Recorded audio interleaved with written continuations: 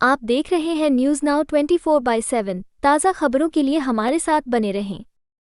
महाराष्ट्र में महायुति के आधे से ज्यादा सीटें जीतने के बाद शिवसेना यूबीटी नेता संजय राउत ने कहा, उन्होंने कुछ गड़बड़ की है, उन्होंने हमारी कुछ सीटें चुरा ली हैं। ये जनता का फैसला नहीं हो सकता। यहाँ तक कि जनता भी इन नतीजों से सहमत नहीं है। नतीजे आने के बाद हम और बात करेंगे। हर चुनावी सीट पर पैसे गिनने वाली मशीनें लगाई गई थी। क्या ये संभव है कि शिंदे को 60 सीटें मिलें, अजित पवार को 40 सीटें मिलें और बीजेपी को 125 सीटें मिलें? इस राज्य के लोग बेईमान नहीं हैं। हमें महाराष्ट्र के लोगों पर भरोसा है। इस पर पलटवार करते हुए भाजपा प्रवक्ता प्रदीप भंडारी ने कहा, यह बहुत ऐतिहासिक है कि पहली बार महाराष्ट्र में एक गठबंधन 200 का आंकड़ा पार कर रहा है। भाजपा के पास उद्धव ठाकरे, शरद पवार और कांग्रेस पार्टियों से अधिक सीटें हैं। संजय राउत हैरान हैं क्योंकि उद्धव ठाकरे की पार्टी महाराष्ट्र की जनता द्वारा छठे नंबर पर है। मैं उद्धव ठाकरे और संजय राउत को बताना चाहता हूं कि आज जनता ने आपके घमंड को उखाड़ फेंका है और इसलिए आप लोकतंत्र और ईवीएम को दोष दे रहे हैं।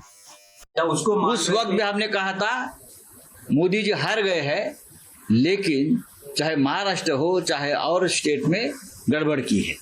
महाराष्ट्र के नतीजे भी उससे ज्यादा आने वाले थे अच्छे।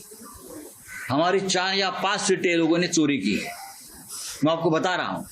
पर राउत साहब, अब दिख रहा है कि महाराष्ट्र के विधानसभा में विपक्ष के लिए भी कुछ विपक्ष यही लोकसभा के 2 चुनाव में 2014-2019 ने मोदी और शाह ने यही किया था कि विपक्ष का नेता कांग्रेस को नहीं मिलना चाहिए। इस बार भी वही स्ट्रेटेजी महाराष्ट्र में की है कि विधानसभा में कोई विपक्ष का नेता नहीं रहेगा। ये हमेशा बीजेपी की स्ट्रेटेजी रहेगी। लेकिन आप कह रहे हैं कि कुछ गड़बड़ है। गड़बड़ तो है, क्या है? मतलब अभी ईवीएम में गड़बड़ है या अरे भाई ठहरो, फंडिंग हुआ है, पूरे नतीजे आने तो हम बाद में बात करेंगे ना, क्यों नहीं करेंगे। पैसा तो ऐसा है कि हर चुनाव क्षेत्र में नोटों की मशीन लगाई थी। अरे शिंदे का एक भी उम्मीदवार सिटिंग एमएलए गिरता नहीं, और शिंदे ये बोल रहे थे हमारा एक भी सिटिंग विधायक गिरेगा नहीं। आपको मालूम होगा तो मैं इस्तीफा दूंगा। ऐसा होता है क्या चुनाव में कभी? हमारा एक भी नहीं गिरेगा। ये कौन सा भरोसा है? ये कौन सा लोकतंत्र है? 200 के ऊपर किसी को चुनाव में नतीजे मिलते हैं क्या? जिस देश में, जिस राज्य में सबसे बड़ी बेईमानी हो गई है, इस राज्य की जनता बेईमान नहीं है। ये नतीजे ऐसे दिए अपने कि अपने राज्य को, जनता को बेईमान ठहराया है। नहीं राउत साहब, इस राज्य की जनता बेईमान नहीं है। जो नतीजे आ रहे हैं वो महाविकास आघाड़ी को कबूल है नहीं। तो आगे की क्या भूमिका रहेगी? नतीजे कबूल नहीं है, मैं मानता हूँ जनता को भी नतीजे कबूल नहीं है। जनता को भी जनता का निर्णय नहीं हो सकता है। मैं बार बार बोल रहा हूं और मुझे बार बार आप वही सवाल पूछ रहे हैं। लेकिन जो महाविकास आघाड़ी के कुल आंकड़े दिखाई दे रहे हैं, कुल संख्या दिखाई दे रहे हैं, उससे ज्यादा शिंदे गुट के कैसा हो सकता है? आप अपने मन को पूछे, आप पत्रकार है, आप अपने मन को पूछे क्या महाराष्ट्र में संभव है? आप अपने मन को पूछे कि महाराष्ट्र में शिंदे को 60 सीटें मिलती है, संभव है क्या? ये अजित पवार को 40 सीटें मिलती है, क्या ये संभव है? भारतीय जनता पार्टी को 125 सीटें मिलती है, क्या संभव है? क्या इस राज्य की जनता भी बेईमान है? इस राज्य की जनता बेईमान नहीं है, उसके ऊपर हमारा विश्वास है।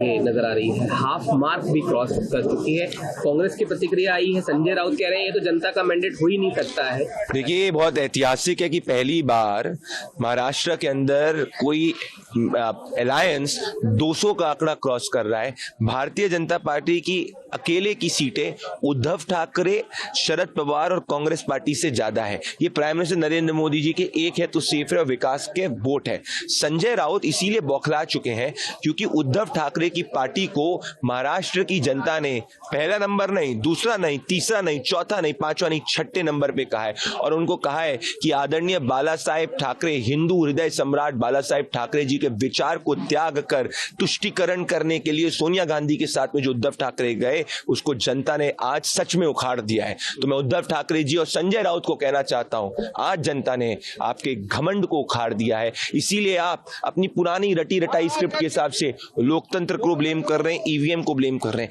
पीड़ा यह है कि वही लोकतंत्र और ईवीएम बंगाल के अंदर बाईपोल्स के अंदर टीएमसी को लीड देता है, हम आत्मचिंतन करते हैं, ईवीएम को ब्लेम नहीं करते। वही ईवीएम उत्तर प्रदेश के अंदर हमको हमको ऐतिहासिक मैंडेट देता है, हम स्वीकारते हैं विनम्रता के साथ। वही ईवीएम हमको महाराष्ट्र के अंदर ऐतिहासिक बहुमत देता है, हम स्वीकारते हैं, क्योंकि हम लोकतंत्र के पक्ष वाले लोग हैं। ये लोकतंत्र विरोधी घमंडी अलायंस है, घमंडी अलायंस जैसे आदरणीय प्रधानमंत्री नरेंद्र मोदी जी ने दिया है। और आज साबित हो गया है कि संजय राउत और उद्धव सेना सिर्फ और सिर्फ महाराष्ट्र के अगेंस्ट नहीं है, इस देश के लोकतंत्र के खिलाफ है। और जब व्यक्ति छठे नंबर पे आ जाता है तो थोड़े से उसके सेंसेस भी कमजोर हो जाते हैं। तो संजय राउत जी को राजनीति से एक ब्रेक लेना चाहिए, जिससे उनको सही और गलत की समझ है। झारखंड के भी नतीजे लगातार आ रहे हैं। करते हैं 1 से 2 घंटे के लिए झारखंड में, हमें उम्मीद है कि नतीजे परिवर्तित होंगे। आपको यह वीडियो पसंद आया हो तो इसे लाइक करें, हमारे चैनल को सब्सक्राइब करें।